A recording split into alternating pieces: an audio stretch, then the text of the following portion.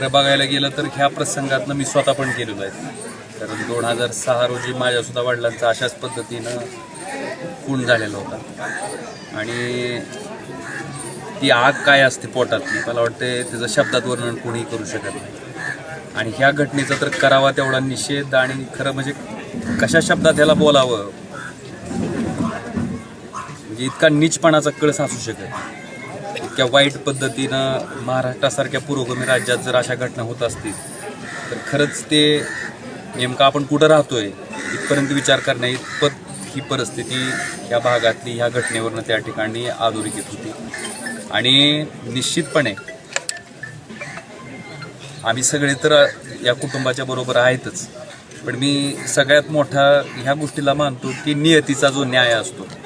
कारण अशा पद्धतीनं कुठल्याही लेकरा बाळाचा घेतलेला तळतळाट हा इतका वाईट असतो की ते परमेश्वर त्याला भोगायला लावल्याशिवाय सोडत नाही आणि ते निश्चितपणे भोगावं लागणार आहे.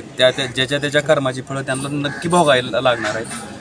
अपेक्षा एवढीच आहे की शासन नावाची जी यंत्रणा त्या ठिकाणी बसलेली आहे त्या शासन नावाच्या यंत्रणेनं ताबडतोब ह्याच्या पाठीमागचे जे कोणी गुन्हेगार असतील ते किती का मोठे असणार कोणी का असणार मला वाटतं ते शोधून काढावे आणि मला वाटतं त्यांच्यावर कठोरातली कठोर शिक्षा त्या ठिकाणी द्यायचं काम शासन नावाच्या यंत्रणेनं करावं. मुख्यमंत्र्यांनी 2 ते 3 स्तरीय आणि न्यायालयीन चौकशी दोन्ही चौकशी यामध्ये होणार आहे.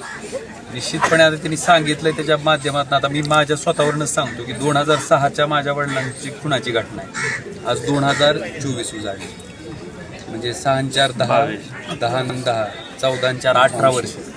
अजूनही केस माझी सेशन कोर्टात ट्रायल कोर्टात चालू आहे. आता शेवटच्या स्टेजला आहे. माझा लहान भाऊ कंटिन्यू त्या केसचा फॉलोअप घेतोय, कंटिन्यू त्या केसच्या प्रत्येक तारखेला जातोय. मला वाटतं कायदाच इतका अशा लवचिक पद्धतीनं बनवला गेलेला आहे की त्या गुन्हा करणाऱ्या माणसाला जितके दिवस पुढं प्रोलॉंग करता येईल तेवढं लांबवायचे सगळे हत्यारं त्यांच्याकडे उपलब्ध असतात.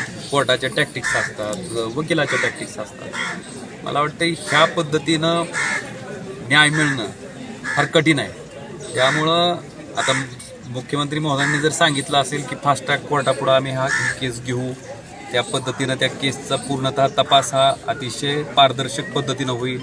जे कोणी खरे गुन्हेगार असतील त्यांना समोर आणलं जाईल, त्यांना शिक्षा केली जाईल.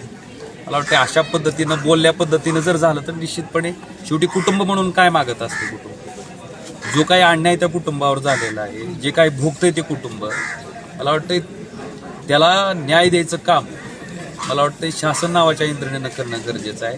आणि मी त्याच्या पुढे जाऊन म्हणत असतो की आपण शासन म्हणून जर ते देण्यात कुठं कमी पडलो किंवा आपण जर कुचराई केली तर त्याची कर्माची फळं प्रत्येकाला भोगायची ठरलेली असतात ती भोगावी लागतात. पण म्हणजे राजकारणाचं झुंडशाहीकरण होत आहे असं एकंदरीत पाहायला मिळते का महाराष्ट्रात?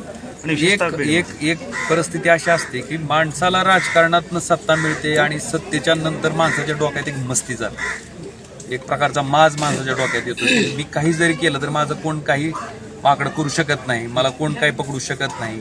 ही भावना जेव्हा त्या माणसाची तयार होती त्यावेळेस ती माणसं अशा कृत्याला त्या ठिकाणी सामोरे जातात. पण शेवटी पापाचा गडा भरल्याच्या नंतर त्याची फळं ही भोगावीच लागतात. रावणाची लंका राहिली नाही त्याच्यामुळं बाकीच्या लोकांनी फार आम्ही सत्ता आणि आम्हाला कोणच काही करू शकत नाही ह्या आविर्भावात राहायची गरज नाही. नियती सगळं काय घडवून आणते आणि नियती 100% केलेल्या कृत्याची फळं भोगायलाच लावते.